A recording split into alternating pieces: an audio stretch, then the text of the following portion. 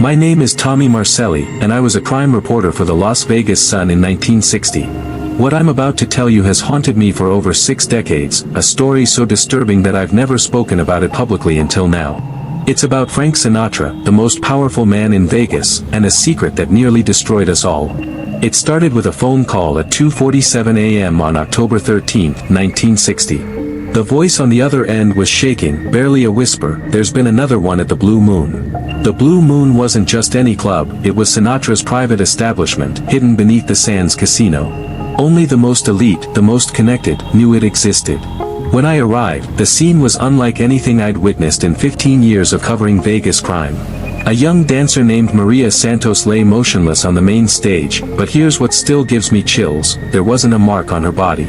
Her face was frozen in absolute terror, eyes wide open, staring at something invisible to the rest of us. The coroner would later rule it a heart attack, but Maria was 23 years old and in perfect health. As I examined the scene, I noticed something peculiar. Carved into the wooden stage floor, barely visible unless you knew where to look, were strange symbols.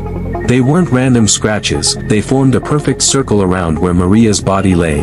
I'd seen similar markings before, in an old book about ancient rituals my grandfather kept hidden in his basement.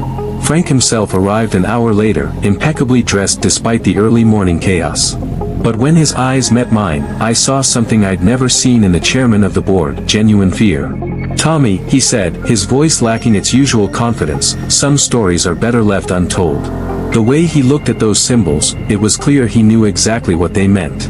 Over the next 3 weeks, I discovered this wasn't an isolated incident.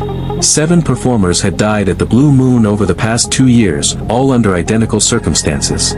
Heart attacks, no visible injuries, all found within that circle of symbols.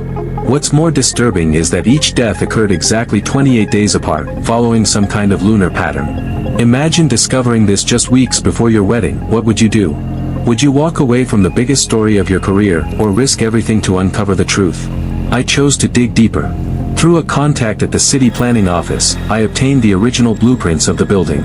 The Blue Moon wasn't built as an entertainment venue, it was constructed in 1932 as a meeting hall for something called the Desert Rose Society. My blood ran cold when I found a newspaper clipping from 1933 describing the mysterious disappearance of 12 society members during what they called their final ceremony. The basement beneath the club held answers I wish I'd never found. Hidden behind a false wall, accessible only through a narrow passage behind the bar, was a room that defied explanation. The walls were covered in the same symbols from the stage, but these were carved deep into the stone, stained with what looked like decades-old blood. In the center of the room stood an altar made of black marble, surrounded by 13 chairs arranged in a perfect circle. On that altar, I found a leather-bound journal written in multiple hands. The entries dated back to 1932, documenting rituals designed to transfer the essence of youth and talent from the willing to the chosen. The final entry, dated just 1 month before my investigation, was written in Frank's unmistakable handwriting: "The price grows heavier with each offering, but the voice must remain eternal." You'll soon discover that Frank Sinatra's legendary vocal abilities weren't just natural talent. According to that journal, the Desert Rose Society had been using these rituals for decades, drawing power from willing sacrifices to preserve and enhance the abilities of their chosen members. Frank hadn't just inherited the club, he'd inherited the curse. The night I confronted Frank with my findings, he didn't deny anything. Instead, he led me to his private office and poured 2 glasses of whiskey with hands that trembled like autumn leaves. "Tommy," he said, staring out at the Vegas lights, "do you think I wanted this? Do you think I chose to become a monster?" He explained that his father had been a member of the original society, that Frank had been chosen as a child to carry on their legacy. "Every note I sing, every standing ovation, it's built on their sacrifice," he whispered. "And the worst part is, I can't stop. The moment I refuse to participate, the curse turns on me." As if summoned by his words, the temperature in the room dropped 20 degrees. The lights began to flicker, and I heard something that still haunts my dreams, the sound of 13 voices singing in perfect harmony, though we were completely alone. Frank's face went pale as paper. "They're calling," he said. "Another 28 days have passed. Stay with me because what happened next defies everything I thought I knew about reality." Frank stood up, his movements mechanical, like a man walking to his own execution. "Come with me if you want the whole truth, Tommy, but know that once you witness this, there's no going back." Against every instinct screaming at me to run, I followed him down to that cursed basement room. The 13 chairs were no longer empty. Translucent figures occupied each seat, their faces obscured by shadow, but their presence undeniably real.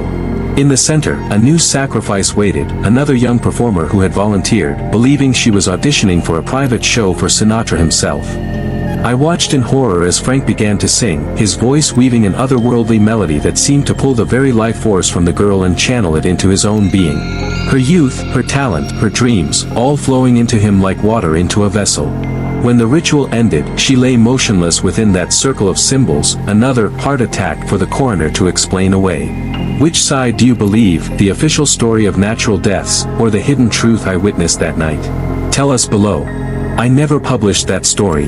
Frank made sure of it, not through threats, but through a revelation that shattered my world. My own grandfather's name was carved into that basement wall, marking him as one of the original 13 society members.